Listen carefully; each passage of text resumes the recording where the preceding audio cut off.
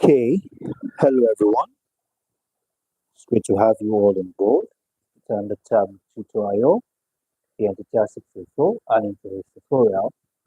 It happens to be the continuation of the course ACC411, and in today's tutorial, we're going to be talking about auditing or audit expectation gap.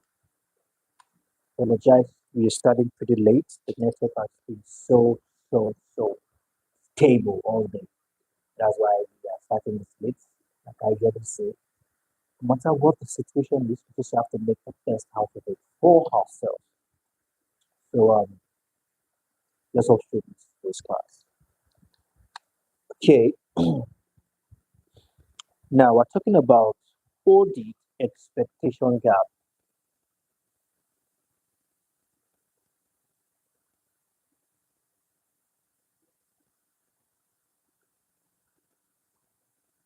Okay, now when we talk about audit expectation gap, what are we referring to in essence? Okay, what exactly are we talking about when you hear of the word, all right, when you hear of audit expectation gap? Now,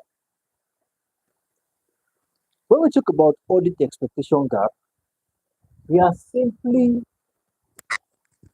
I believe you all can hear me.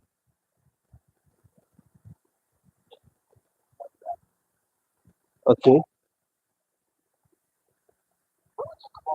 wonderful. The audio is perfect. Now, the audit expectation gap refers to the difference between, okay, loud again. It simply talks about the difference, okay, the difference between what the public and the financial statement users, okay, the public, the expectation, the shareholder expectation, all right, expecting from the audit itself and what the auditor actually provided. Okay, let's say, for example, the expectation was the financial position of this company in this year is this, and unfortunately, it came with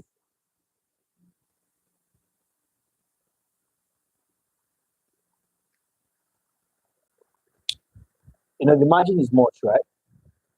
So what the audience or the shareholders or the public and the users of the financial statements are expecting is this.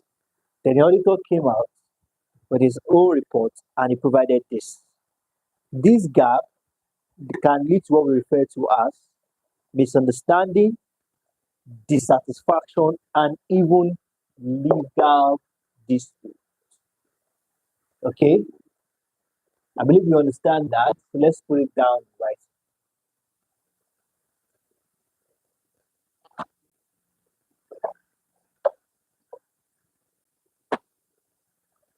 now. The, it is said to be refers to the difference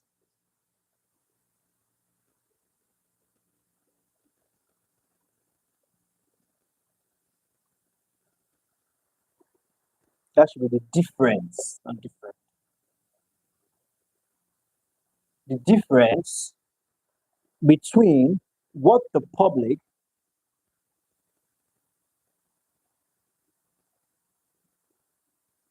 and the users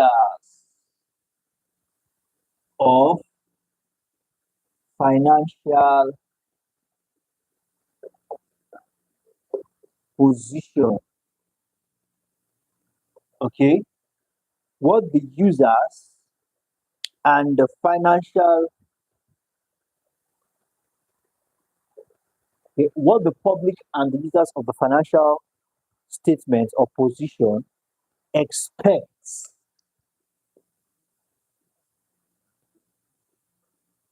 expect, okay, from an audit,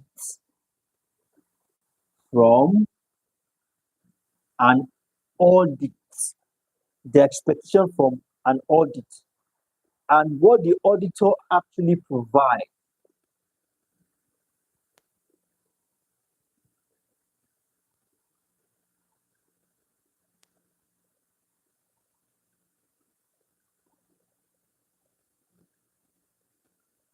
All right.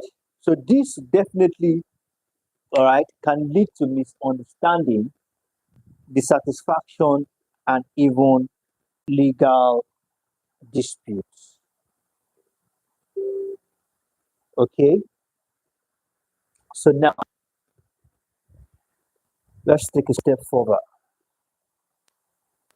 Users of audit services have expectations. Okay. They have expectations, and their expectations could be high. Okay. They have expectations regarding the duties and responsibilities of the auditor. Now, from our previous classes, all right, we had explained in detail, okay, how crucial, okay, we have explained in detail how crucial the role of an auditor is, all right. The role of an auditor is a very crucial, a very sensitive position. All right. The auditor is occupying a very sensitive, a very crucial position. All eyes are on his decisions, all eyes are on his disposition, all eyes are how does his thing. Okay. So the users of audit service have expectations. All right. We can say they have high expectations. Okay. So with all the expectations, if unfortunately,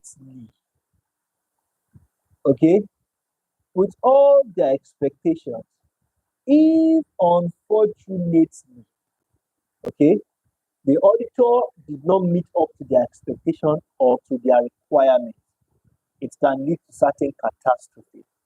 Okay, now, so now it says here that users of audit service have expectation regarding the duties or responsibilities of the auditor.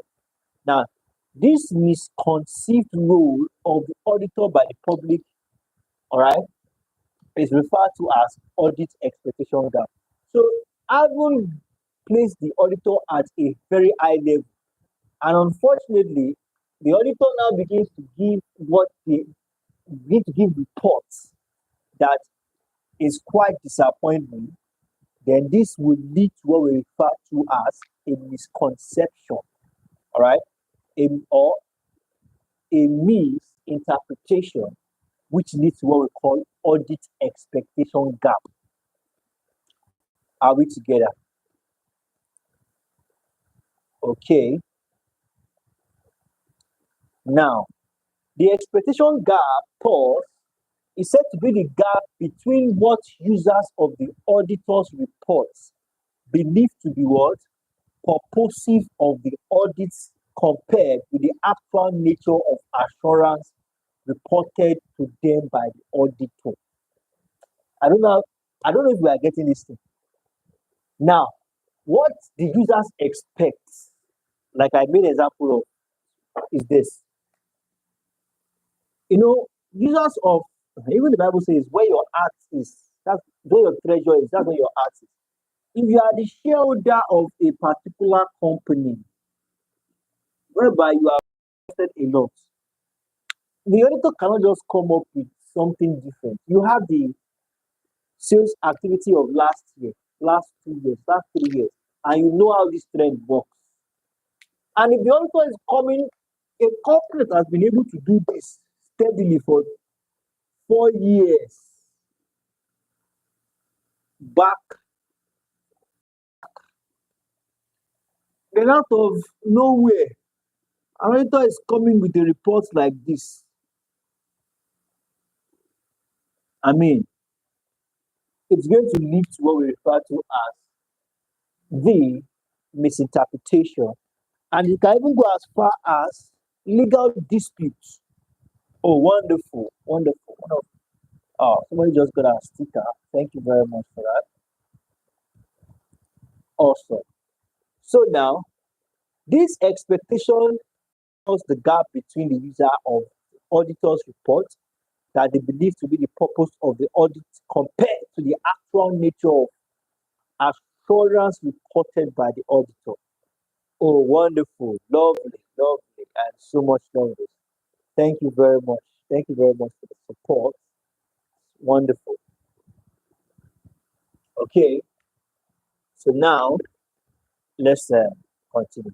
Now, the expectation gap can be viewed from two dimensions. Okay, expectation gap can be viewed from two dimensions. All right, the very first thing we have here